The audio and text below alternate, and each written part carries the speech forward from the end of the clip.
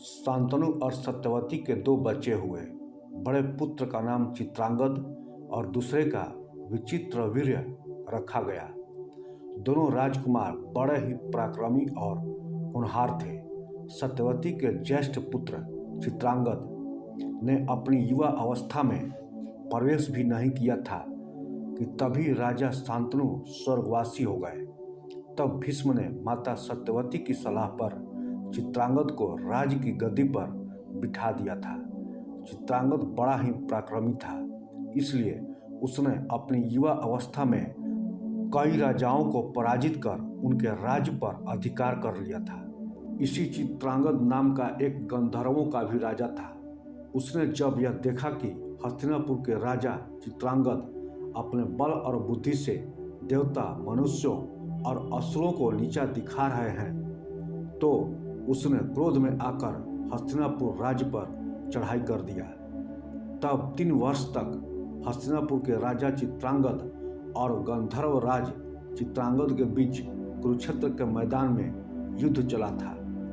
गंधर्व राज चित्रांगद एक पराक्रमी योद्धा होने के साथ साथ एक मायावी भी था।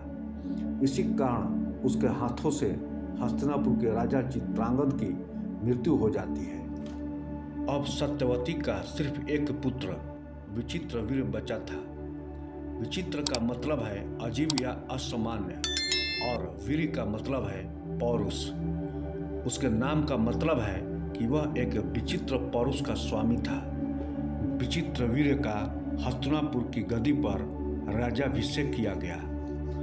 विचित्रवीर्य अभी युवा नहीं हुए थे, अभी बालक ही थे, इसलिए सत्यवती ने भीष्म को उनका रक्षक बना दिया था।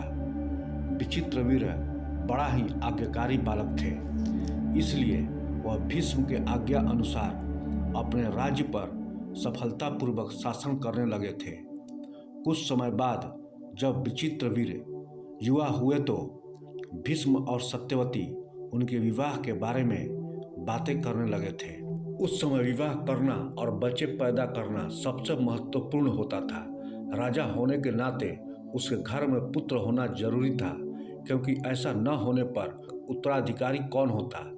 जब आप युद्ध में जाते हैं तो किसी भी दिन आप मारे जा सकते हैं, इसलिए सही उम्र में विवाह करके पुत्र पैदा करना जरूरी था, वरना आपका सारा साम्राज्य तहस नहस हो सकता था। भीष्म विवाह न करने का प्रण ले चुके थे। कुरुवंश में ठहराव आ चुका था और वह आगे नहीं बढ़ रहा था। भीष्म अपने पूरे जीवन राजा बने बिना राज्य के प्रतिनिधि बनकर रहे और उन्होंने हर किसी का हर चीज का ध्यान रखा। एक दिन काशी के राजा ने अपने 3 बेटियों के स्वयंवर की घोषणा की। हालांकि कुरुवंश उस इलाके का सबसे बड़ा और सबसे गौरवशाली वंश था, मगर काशी के राजा ने उन्हें न्योता नहीं भेजा। वह नहीं चाहते थे कि उनकी बेटियां विचित्रवीर्य से विवाह करें, जिसके पौरुष को लेकर अफवाहें फैली हुई थी। स्वयंवर में सिर्फ राजा और योद्धा वर्ग के सदस्य ही भाग ले सकते थे। इसी समय भीष्म ने स्वयंवर में प्रवेश किया। भीष्म विचित्रवीर्य के लिए काशी नरेश से उनकी एक पुत्री का हाथ मांगने गए थे। काशी में तीनों बहनों अंबा, अंबिका और अंबालिका के लिए स्वयंवर आयोजित किया गया था, जिनकी उम्र 18 साल, 17 साल और 15 वर्ष की थी। अंबा पहले से सालव राज्य के राजा सालों से प्रेम करती थी। अंबा ने सालों के पास जाकर उनके गले में वरमाला डाल दी। वहां मौजूद दूसरे योद्धा भीष्म को देखकर डरने लगे, क्योंकि वह एक महान योद्धा थे। साथ ही वे जानते थे कि भीष्म कभी विवाह न करने का प्रण ले चुके हैं, इसलिए उन्होंने भीष्म का उपहास किया।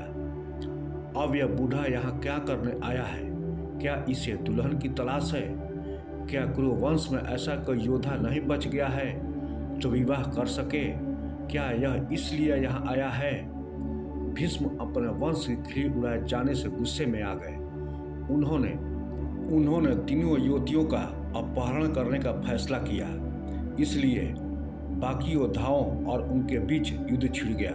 मगर भीष्म ने उन सबको हरा दिया। सालों ने अपनी दुल्हन के लिए युद्ध किया, मगर भीष्म ने उसे हराकर उसका अपमान किया। फिर वह जबरन तीनों युवतियों को लेकर चले गए। अम्बा आंसुओं में डूबी हुई थी। कुरु राज्य की राजधानी हस्तिनापुर जाने के रास्ते में उसने भीष्म से कहा, आपने यह क्या किया? मैं सालों से प्रेम करती थी और मैंने उनके गले में वरमाला भी डाल दी थी। वह मेरे पति बन चुके हैं, आप जबरन मुझे नहीं ले जा सकते। भीष्म बोले, मैं तुम्हारा अपहरण कर चुका हूँ। जो भी चीज़ मेरे कब्जे में होती है उस पर कुरुवंश का अधिकार होता है। अम्बा ने पूछा, क्या आप मुझसे विवाह करेंगे?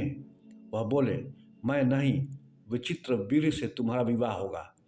विचित्रवीर्य ने अंबिका और अंबालिका से विवाह कर लिया, मगर उसने यह कहते हुए अम्बा को ठुकरा दिया कि इसने किसी और के गले में वरमाला डाल दी थी और उसे अपना दिल दे दिया है, इसलिए मैं इससे शादी नहीं कर सकता।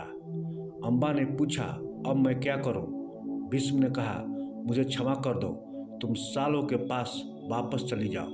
वह खुशी खुशी वापस चली गई, मगर वापस जाने पर उसे झटका लगा। सालों ने कहा, मैं किसी के दान नहीं लेता। मैं यह युद्ध हार गया था। उस बूढ़े भीष्म ने मुझे हरा दिया था। अब वह दुल्हन के रूप में मुझे दान देने की कोशिश कर रहा है। मैं तुम्हें नहीं अपना सकता। वापस जाओ और विचित्रवीर्य से विवाह कर लो। नहीं, उसने मुझसे विवाह करने से इनकार कर दिया है। फिर भीष्म से विवाह कर लो। मैं अब तुम्हें नहीं अपना सकता, क्योंकि मैं किसी से दान नहीं ले सकता। यहाँ से भी ठुकराए जाने पर वह हस्तिनापुर वापस चली गई।